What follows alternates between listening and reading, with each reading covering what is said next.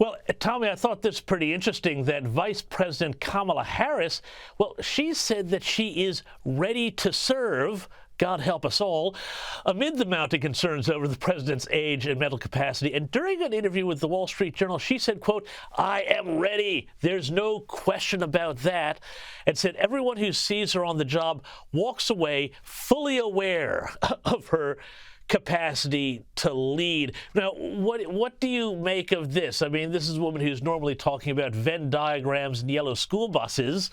Would that still be a step up from Joe Biden? That's the tough spot that the Democrat Party is in, because you've got Joe Biden that can likely use his dementia and his cognitive failings as an excuse. But Kamala Harris does not have that excuse. She's just, quite frankly, lazy and bad at her job. And when she says she's ready to lead, I mean, two words for you: southern border. That was the first job she was tasked with, as being the border czar. And you can see how well that's working out for our country. But the thing that bothers me most about Kamala Harris is that she doesn't even seem to try to do the job. Just last week, she had an event where she was talking about gun violence, and once again, she served up a word salad. She doesn't do her homework. She doesn't attempt to do her job. She doesn't attempt to put anything together that even remotely makes sense or even conveys a message at all. So she doesn't want the job. So she might say that she's ready if Joe isn't the nominee. Some say that she's the next in line. But I quite honestly don't think she wants the job, because if she wanted the job, she would try harder to convince us she was ready for it. Beyond just saying she is, she hasn't given us any proof of that. Well, of course, there's always the possibility, Tommy, that she's just, as you say, not very capable. But we might have to just leave that one there to the side. But I am glad that you mentioned the border issue, because this week we've seen New York City Mayor Eric Adams. Now, remember, he was the guy who said New York is a sanctuary city. Now he's warning that the city has run out of room thanks to the migrant crisis. Have a listen to this.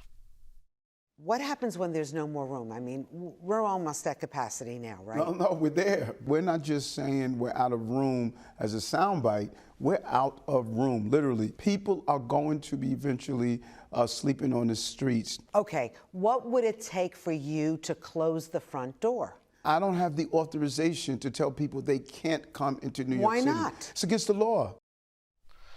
Tommy, I don't have a lot of sympathy for the guy here. I mean, this is exactly what he wanted and what the left wanted, right?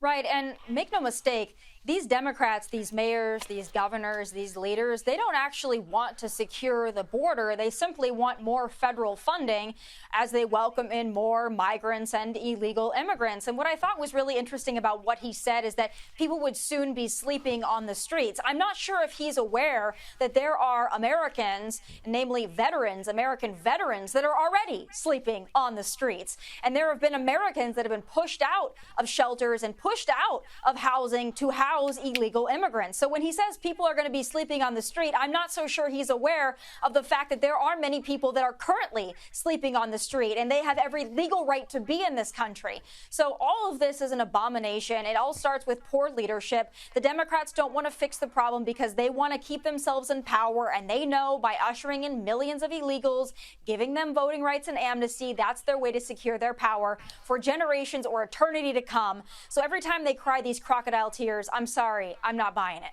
Well, Tommy, you're right about, I think, the long-term voting strategy, but also let's remember the way congressional seats are apportioned. It doesn't matter if the residents are here legally or illegally. That can wind up also getting a state more congressional seats and more electoral votes. But also, there's this other issue, too, on the southern border, which is newly released figures by Customs and Border Protection show that the number of Chinese migrants who've been coming across the southern border has surged, with sources saying that there's been more than 20,000 Chinese nationals crossing illegally since October, a 500% increase from this time last year. This would seem to have a huge national security implication, doesn't it? It sure would. You know, actually, just today I talked to our Fox News International Correspondent, Griff Jenkins, on this issue. He's in California right now, where most of the Chinese are coming through. And he said after speaking to a lot of these migrants, they're telling him that they're coming to the United States to work. So once again, they're coming for economic reasons. That's the best case scenario. If they have other, national security issues and risks, that's a whole nother can of worms that I don't even want to open. But if they're just coming here for economic reasons, that also goes against this whole notion that these people that are coming are asylum seekers and refugees. They're simply not. So the fact that people are gaming the system and getting away with it, national security implications on our resources, not sustainable, but we don't see an end in sight anytime soon.